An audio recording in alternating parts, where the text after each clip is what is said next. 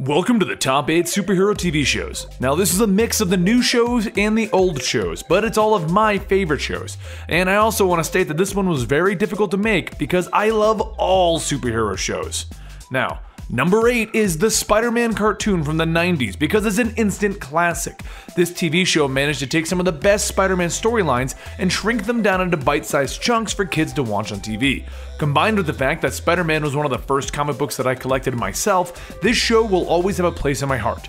Now this show is known for quite a few things, but one of the largest things is the large amount of censorship. It's kind of funny when you think about it because Spider-Man almost never threw a punch, and they mostly used laser guns instead of real guns. But who cares? The show is awesome. Number 7 is the Teen Titans show from back in the day because that one was a classic, not this new one, and the original didn't try to restrict itself to the comic books that it spawned from, while it did maintain plot lines from those comic books. It's kinda hard to explain, but it was really awesome.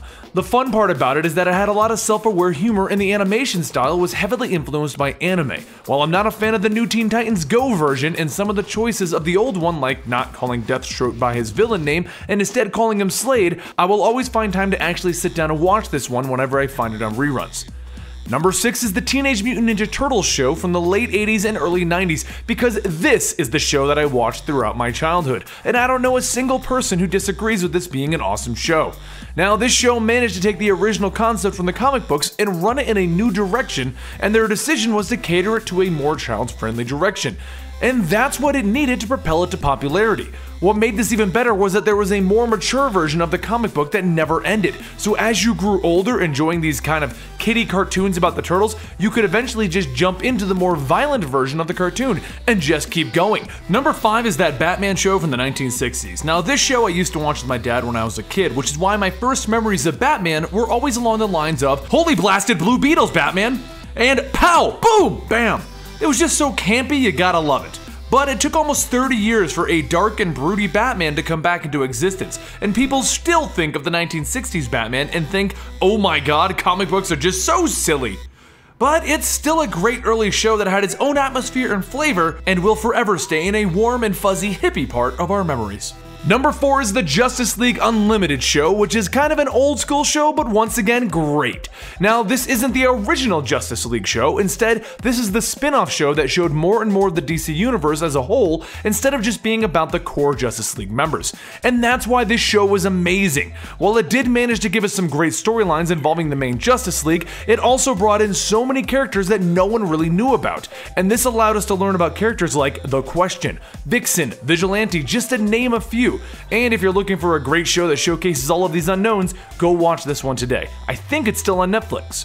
Number 3 is the more recent show of Arrow. Now I wanted to place this higher, but the first season just felt like it was gonna follow the trend of reinventing superheroes to become more realistic instead of just living up to what it should be, a dude with a bow and arrow. But once they accepted that they were telling the story of a superhero, the show instantly became better, and season 2 is still one of my favorite seasons of the show with the inclusion of Deathstroke. Number 2 is the Batman animated series because I don't know a single person who doesn't remember this show fondly. The styling that was in the show and the atmosphere that they created and the fact that they played it for a more mature audience instead of trying to downplay it for children, it's simply an epic show, and that's why I consider this one so much better than the Spider-Man show.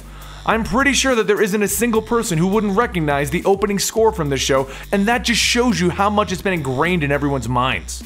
Now number 1 is the super recent addition to our superhero lineup, The Flash, because even though it's super new, we finally get a live-action television show that doesn't care about what people think and only worries about telling a good superhero story.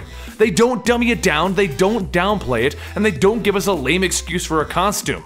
They just do the whole thing right day one. We didn't even waste that much time in his origin story.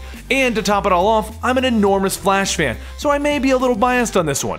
But do you agree or disagree with my picks? Let me know in the comments down below. And if you want more superhero-oriented lists, let us know by giving this video a like, because that's kind of how we decide what direction we're taking the channel.